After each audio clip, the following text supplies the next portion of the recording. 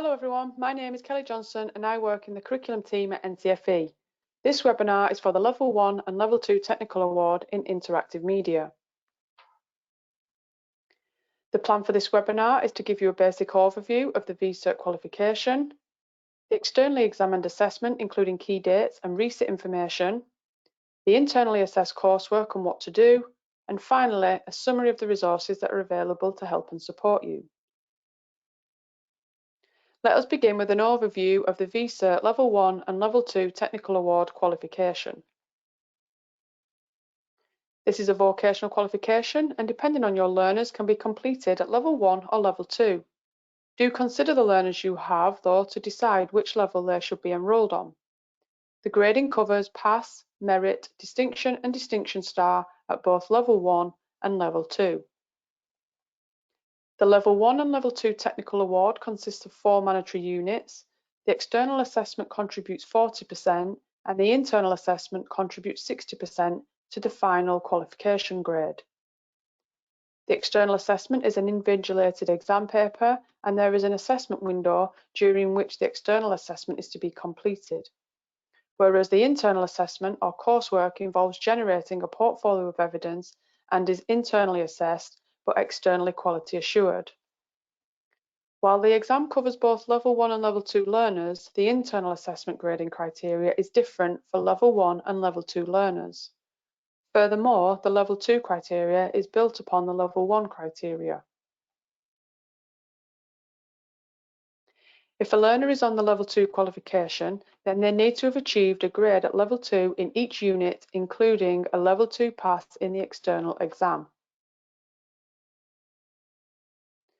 If it appears that a learner isn't going to achieve this, then they can be placed on the Level 1 qualification and all the work completed at Level 2 by the learner can just be mapped to the Level 1 qualification, so no additional work is required. You may be familiar with this chart that shows how the V Cert grading matches with the GCSE grading. Level 1 goes up to a maximum of Grade 3 equivalent with a distinction star, and the Level 2 distinction star is equivalent to a maximum of a grade 8.5. The Department for Education has set this maximum as they want the top grades, i.e. the 9s, to be academic GCSE achievement only. V Certs fit into the open group or third bucket for performance points. This group can hold up to 3 qualifications depending on the qualification size and/or weighting, etc. V Certs can be delivered alongside other qualifications, but please do bear in mind the discount codes applicable to each subject area. So for example, if you were doing a traditional GCSE in digital technology and we're also delivering our technical award in interactive media with the same learners, then only one of those will count in the performance tables as their content is similar. Next, we will have a look at the external assessment in a bit more detail. The specification is divided into 4 units and each unit has different guided learning hours. All specification content must be completed prior to sitting the external assessment. It is a practical exam assessing the application of knowledge and skills and is worth 90 marks in total. The external assessment is the same for Level 1 learners and for Level 2 learners, so they won't be put in for different exams. The exams aren't on a set date, but rather there is an assessment window during which the external assessment is to be completed. There are cut-off dates for booking learners into that window, and this is usually 2 weeks prior to the start of the assessment window. So as always, do check the exam timetable on QualHub, as late registration fees can be incurred. There are 2 points in the year when learners can sit their exams. These are usually near the start of the year between mid-January to mid-March, and then in May-June time. There is one resit opportunity available, so it is best practice to plan this into your delivery. The key points for interactive media are that the exam is a practical exam over 15 hours and you are given a 5-week window in which to do that, and the use of computers and the internet is permitted. The questions in the external assessment don't vary much year on year. For the interactive media qualification, in the first task, learners are required to consider all aspects of the brief and create a plan for the content and layout of the interactive media product. The second task is the creation of the production. Start again.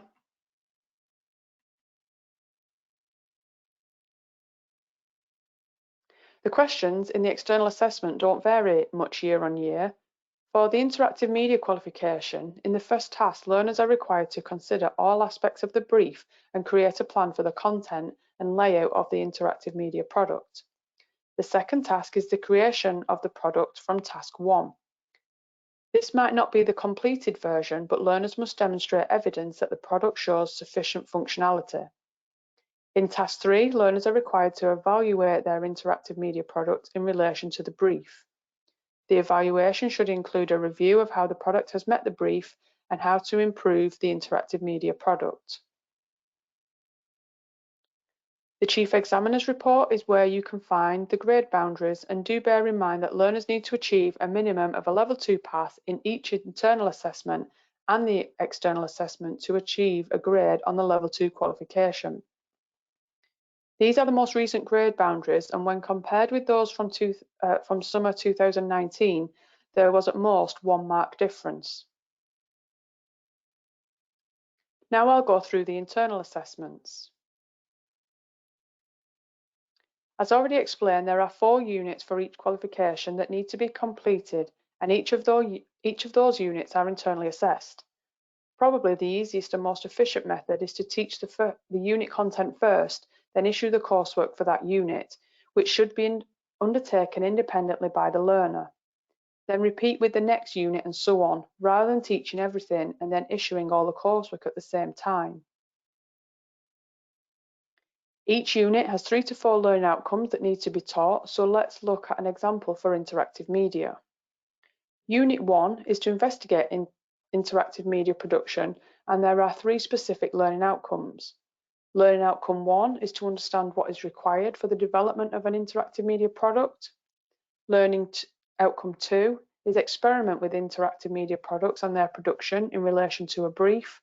And learning outcome 3, review their experimentation with interactive media products. Within the qualification specification, you will find all the relevant information for teaching the content, beginning with a unit summary. This gives the skills it is designed to develop, the guided learning hours for that unit, and what the learner should know by the end. The next section details the grading descriptors for the unit and includes some examples. So for a pass, they would need to describe what is required for the development of interactive media products, but for a distinction, they must also explain how the interactive media products are linked. The next page details the assessment and delivery in more detail, and if you're a teacher, you will need to pay close attention to this page. Next, in the types of evidence section, it details what a learner must include and what they could include with suggested examples. You can write your own assignments, and there is guidance contained within the qualification specification, but we do have assignments already prepared and ready for you to use.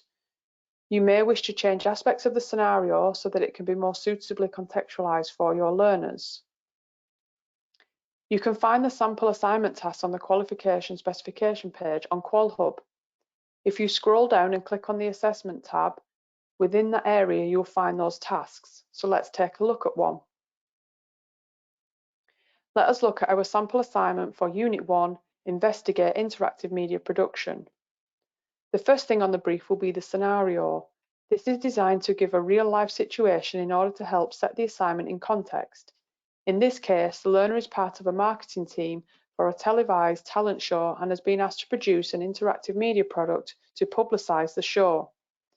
Furthermore, to show the producer that you know your stuff, you need to show that you understand what is required for the development of an interactive media product. After the scenario, there are some further details on the specific information that should be included. It is structured into smaller tasks and then outlines the way the evidence can be presented. We've tried to keep this as open as possible to appeal to many different types of learners. Following this, the grade descriptors are given, which is what the students need to do for that grade and what the assessor will be using when marking the assignment. In QualHub, there are a range of course file documents including assessor documentation. Here is an example document for the assessor to give feedback to the learner, but you don't need to use these documents. The feedback can be given to the learners after the EQA visit has occurred. The feedback shouldn't be overly specific and directed, so it might be best to use the grading descriptors to assist with feedback. For example, you might say something like, "You have described X, but you need to explain the importance of X." Or, "You have used some key terminology, but you need to use the key terms more consistently throughout your work." Before performing any marking, you may want to go onto your qualification page on QualHub. On the Assessment Materials tab, you will find some samples of coursework. This can be useful to see an exemplar pass or distinction piece of work, and can also inform your teaching when you have examples to show the level of detail that might be required. Let's look at the marking and grading, and it's probably easiest done with an example. There are 4 units in the qualification, and within each unit there are learning outcomes.